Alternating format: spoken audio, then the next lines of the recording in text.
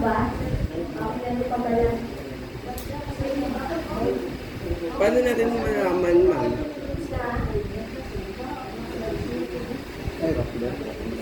Yung ano, sa flood. Alin? Yung bahay na tinamaan. Kaya sir, di ba natin na process household pa lang tayo? Sorry, sir. Excited ka naman. Ibahan. Gusto mo makita yung number of buildings na nasa flood ay yun, tama. Nasa high flood. Makikita natin yun. No?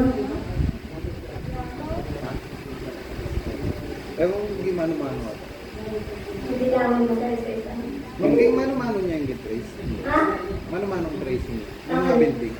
Building? Yun ang mga namin. Adult. Pero kung ano, nung gumawa niyan,